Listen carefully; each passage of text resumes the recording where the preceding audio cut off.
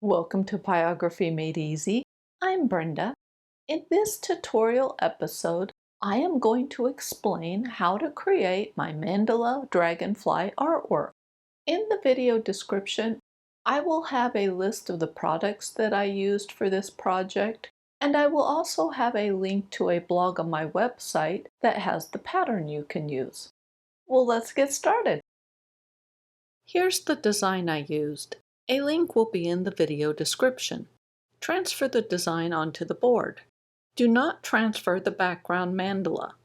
We'll deal with the background after the dragonfly and the corners are done. Burn over the trace lines using a writer pen tip. Burn the lines to a dark tan or light brown color. For the tracing, I like to print out the design on plain copier paper. I then coat the back of the paper with a layer of graphite. Afterwards, I secure the printout to the board graphite side down and trace over the areas I'm after. Yes, I am aware that there is carbon paper. I have yet to find one that I like. They are either too dark and hard to erase, or too light and difficult to see. Once the trace lines are burned in, rub over the area with an eraser to remove the excess graphite. Here is how the artwork looks at this point. Use the shader of your choice and burn the small triangular shape to a medium brown color. This area is really small, so it might be easier to use a writer pen tip. Next, burn the background to a tan color. Make the base darker than the outer edges. Let the color gradually transition between the two. The inset photo is a poor example of this because it is fairly uniform in color. The area I'm currently burning on in the video will be a much better example of what I'm talking about. I am using either uniform strokes or circular motion as my burn method. It is okay to burn over the tiny dots. Rotate the board as needed to avoid burning over the curving bands that frame the triangular shape and the teardrop shapes above the curving bands. When I'm videotaping my burn sessions, I try not to rotate the board very often because it can make watching the video unpleasant. More than likely, you won't have that restriction, so rotate the board as often as you need. Burn the outer border to a dark brown or black color. Make sure that the front edge of your shader is on the outer edge of the border. This will keep that outer edge crisp and clean. I do want to mention that I did not adjust the heat setting on my burner to get a darker color. Instead, I slowed down my hand speed. I also reburned over the border several times to build up the color. Rotate the board and burn along the opposite edge. Rotating the board is necessary because it allows us to place the front edge of the pen tip on the edge of the border so that the edge is crisp and clean. Next, use either a ball or a writer pen tip and burn dark dots along the outer edge of the design. Afterwards, burn over the small dots next to the curving bands. Then burn a dark dot on the background where one curving band touches itself. Use a writer pen tip and darken up the edges of the teardrop shapes. Then switch to a shader and burn along one side of each teardrop. Burn along the side that you can easily keep the pen tip edge on the outer edge of the teardrop. For most people, that will be the edge opposite of what I am burning on. Rotate the board and burn along the remaining edges of the teardrops. The goal is to have the edges darker than the center to give the teardrops a slight puffy look. Lastly, lightly burn over the inside edge of the curving bands. The inside edge is the one adjacent to the small triangular shape. Burn the outer border to a medium brown color. I am using either uniform strokes or circular motion. It might be easier to use a writer pen tip versus a shader. Then use either a ball or writer pen tip and burn tiny dots on the background along the outer edge of the border. Afterwards, reburn over the design lines adjacent to the inner edge of that border. Also, darken up the inner edge of the border. Then burn the two teardrop shapes to a dark brown color. I am using a micro writer pen tip for this, but you can use a standard writer pen tip, a ball pen tip, or even a small shader. Burn the center of the arches to a medium brown color. I am using a scribbling type of burn stroke to fill in these small shapes. Afterwards, switch to a small shader and burn over the inner border line. Try to keep your pen tip centered on the line. This will create a shadow along both sides of that line. Next, burn short pull-away strokes along the outer edge of the arches. Start each stroke on the outer edge and stop the stroke a short distance from the arch. Lastly, burn pull-away strokes along the opposite edge and lightly burn over the center of this design. Burn the dots to a dark brown or black color. I am using a ball pen tip, but a writer pen tip will also work. Reburn along the outer edge of this design to darken and widen that edge. I switched to a micro writer for this, but you can use the ball pen tip. Then use a small shader and burn the background between the dots and the donut to a tan color. I do lightly burn over the dots so that the color gradually fades away. Next, burn along the outer and inner edges of the donut. Make sure your pen tip is on the edge of the donut as you burn. If needed, darken up the lines on the donut. Lastly, burn some tiny dots in the center of the donut. Burn fewer dots in the center and more along the edges.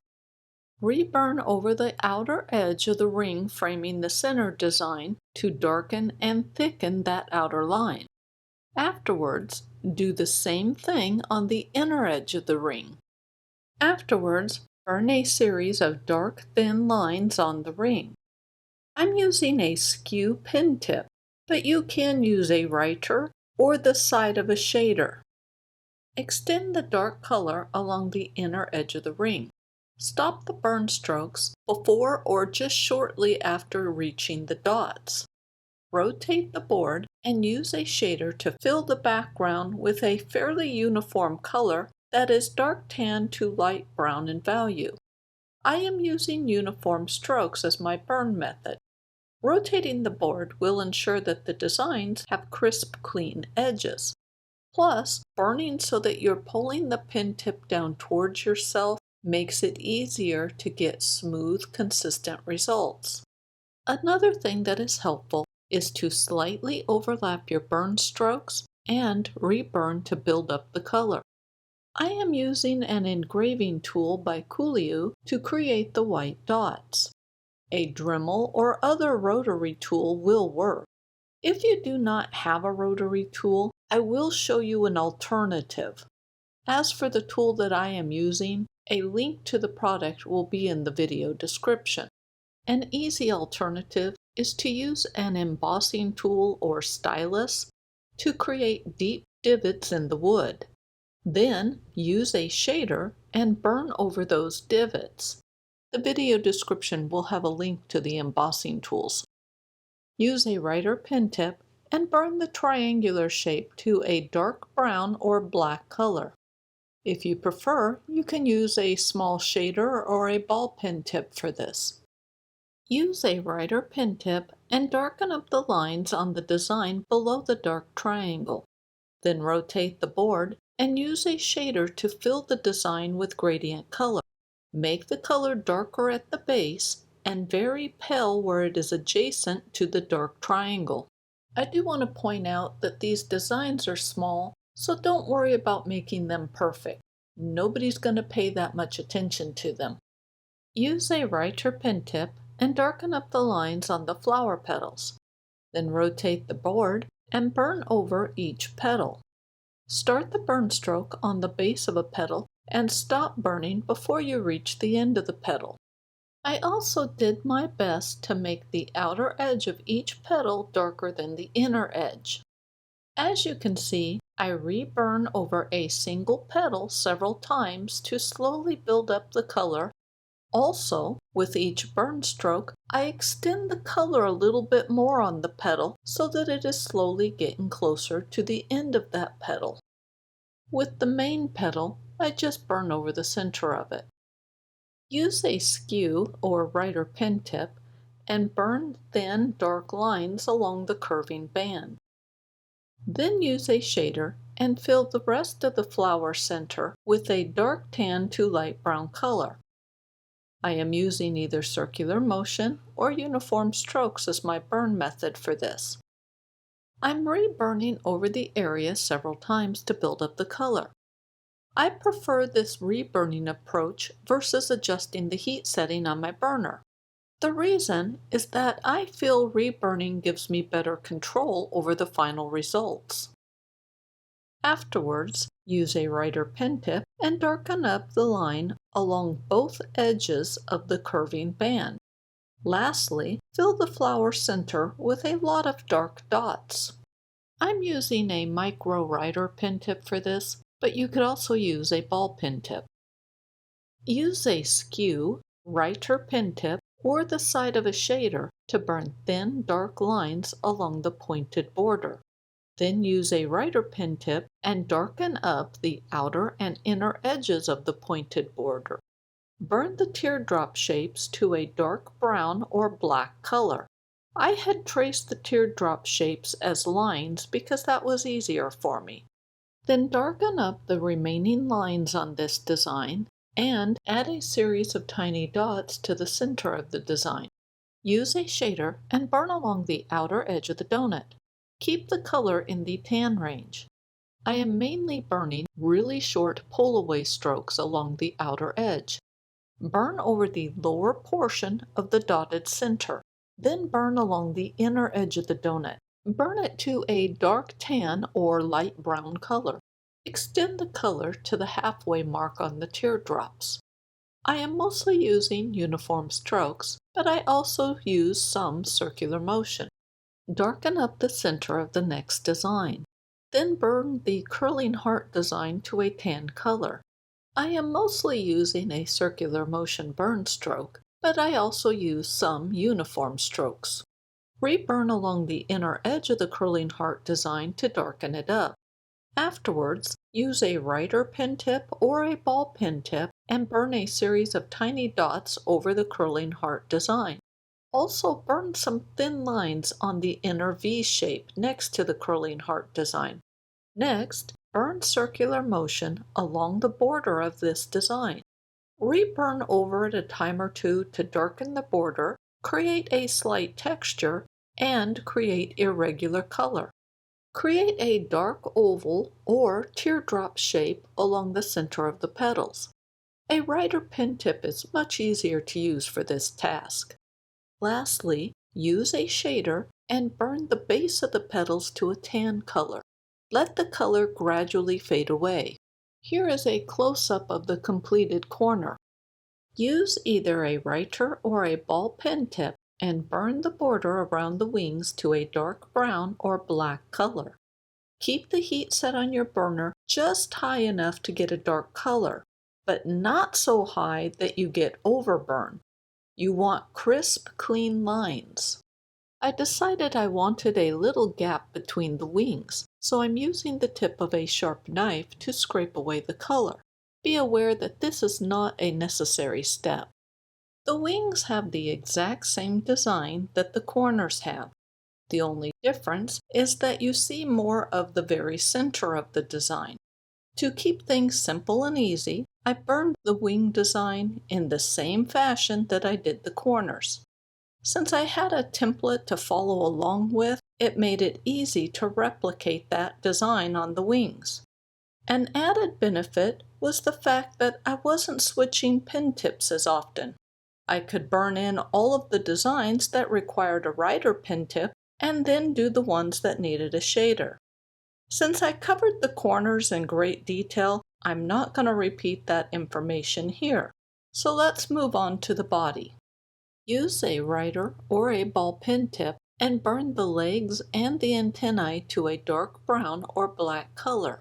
Then burn a thick, dark line around the outer edge of the body. The purpose of these thick, dark lines is to help the dragonfly stand out from the background. Use a writer pen tip and burn the mouth and the small triangular shape behind the eyes to a dark color. Then burn a lot of tiny dots on the rest of the head. If you prefer, burn circular motion over the area instead of doing dots. Switch to a small shader and burn a tan band of color next to the lines on the eyes. I am either burning uniform strokes or really short pull-away strokes. The pull-away strokes start on the line and stop a very short distance from the line.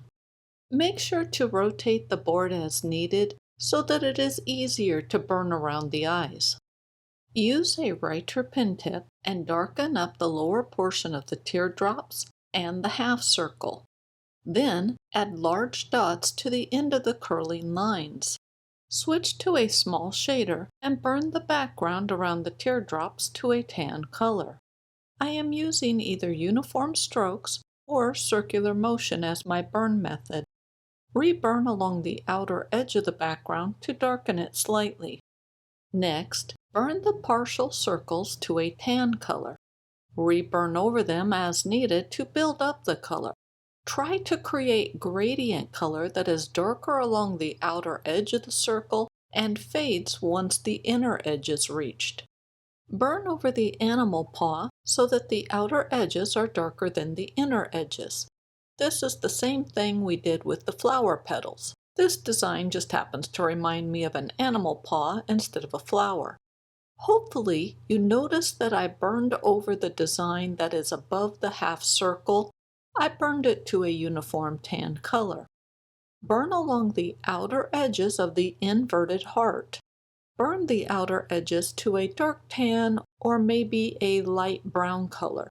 Leave the rest of the inverted heart unburned or very pale in color for contrast. Use a skew and burn thin, dark lines along the border next to the circular shapes. Rotate the board as necessary to make this easier to do.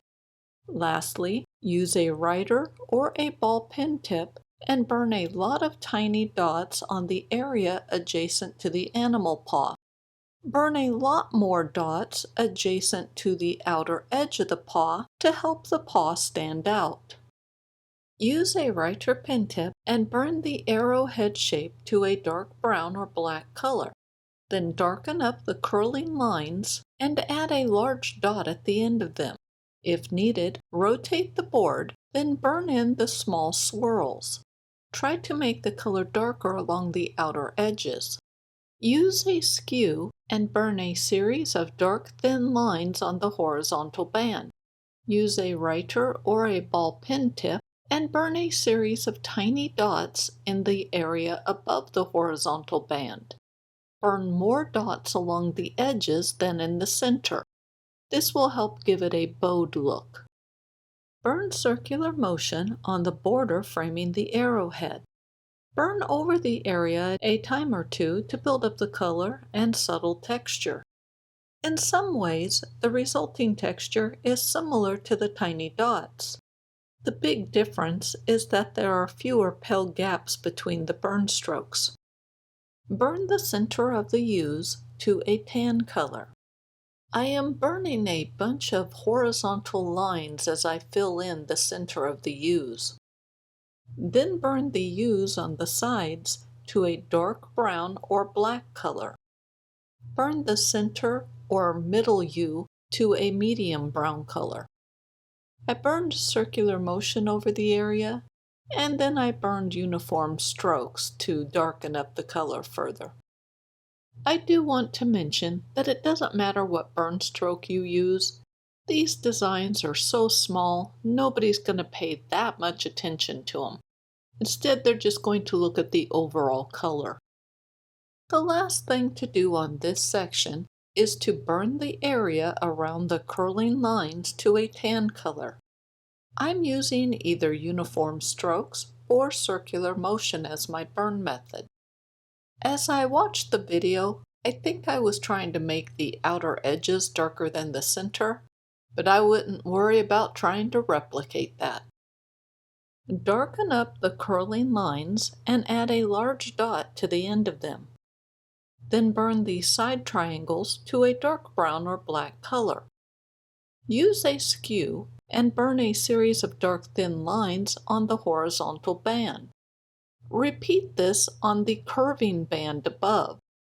Fill the center of the striped donut with circular motion. Burn over it a couple of times to build up the color. Then burn over the outer edges of the striped donut. I am using uniform strokes as my burn method. Make the edges of the donut darker than the center of it. Rotate the board as needed so that the edge of the pin tip is on an edge of the donut. This will ensure that the edges are crisp and clean and that you don't accidentally burn onto an adjacent design. Then lightly burn over the center of the donut. Burn the design above the curling lines to a dark tan color. Make the center of the design lighter in color than the edges of it. I am using uniform strokes or pull-away strokes as my burn methods. The pull-away strokes are very short in length. They would be much easier to do if the board was rotated and they were burned so that the pin tip is being pulled downward. I try not to rotate the board very often in tutorials because it can be very unpleasant to watch. Burn the area behind the teardrops to a dark tan color. I am using either uniform strokes or circular motion as my burn method for this. Burn the curling lines to a light tan color. The last thing for this section is to burn the teardrops to a dark color. Rotate the board as needed to keep your edges crisp and clean. Leave the very center of the teardrops lighter in color than the edges. With the little teardrops, I used an X-Acto knife to scrape in a little highlight. Burn the triangular shape and the inverted teardrop to a dark brown or black color. Then darken and thicken the lines around the petals and the curling shape. Use a skew and burn dark, thin lines on the horizontal band. Afterwards, burn a lot of tiny dots on the background behind the petals. Burn more dots adjacent to the petals to create a dark band of color. This will help the petals stand out. Fill the bottom design behind the inverted teardrop with tiny dots. If you prefer, you can use circular motion instead. Speaking of circular motion, burn circular motion on the area adjacent to the triangle. Burn the center of the U shapes to a tan color. Afterwards, burn the lower U's to a dark color. Leave the upper U's unburned. Burn the petals to a tan color. With the outer petals, burn them so that the outer edges are lighter in color than the inner edges. With the center petal, burn it so that the center is darker than the outer edges. Lastly, burn over the curling design. Burn it to a tan color that is darker along the bottom. I am using uniform strokes or circular motion as my burn method. Here is how the artwork looks at this point. Place the pattern back on the board and trace over the background design. Before you remove the pattern, double-check it to make sure you traced over all of the design. Then ink in the design using a very pale gray color. You want the color to be very pale, that way if it bleeds it won't be very noticeable. I am using a dip pen from an old set of Speedwell pens I own. A link to a set will be in the video description. My ink is highly diluted Grace Paint watercolor paint. Before I used it on my project, I tested the color on a piece of scrap wood. I highly recommend you do the same thing. The inking serves two purposes. First, the easily smeared graphite can be erased once the ink is dry. Second, the colored pencil can be erased if you don't like how it looks. A refillable technical pen is a good alternative to a dip pen. You can use diluted watercolor with it. By the time I remembered I owned one of these pens, I already had the project finished. The ink I'm using is Transparent Smoke by Comart. The technical pen is more precise and easier to use than a dip pen. On the flip side, it is more expensive and a lot harder to clean. Here's the list of the Prismacolor colored pencils that I used on the background. This list is in the video description. The intensity of all colored pencils can be altered by how much pressure is applied. The heavier the pressure is, the darker the resulting color will be. Another way to alter the intensity of the color is by layering the color with white. Layering white over a color produces a different result than a color layered over white. Speaking of white, I did apply a little bit of white to the eyes on the dragonfly to help them stand out. This is the only place on the dragonfly and the corners that has colored pencil applied to it. The brown coloring on the background is where I used dark gray. The red coloring on the background is where I used warm gray 50%. The orange coloring on the background is where I used warm gray 30%. The green coloring on the background is where I used warm gray 20%. There is a small area of orange, and that is where I used white layered over the warm gray. The pink color is where I used French gray 20%. I also used the French gray on the background. Over the French gray on the background, I lightly colored in a black border adjacent to the design, and I also did a very light application of black over the background. Lastly, the blue color is where I used French gray 10%. Presenting the color in this fashion was an experiment. Let me know what you think of it. Here is the final artwork. I burned the artwork onto a wooden box. I'm sure I got the box at Michael's or some other craft store like that. If you look closely, I have a thin dark border around the edges of the artwork, and I painted the sides of the craft box to a dark brown color. This kind of tied everything together and made the sides less distracting. A piece of ribbon placed between the lid and the rest of the box allowed the box to hang on the wall. Well, that is it for this video. I hope you liked the tutorial. As I said before, on my website, Pyrography Made Easy, I have a blog that has the pattern that you can use, and I will put a link to that in the video description. Well, thank you so much for watching my video, and I will see you soon.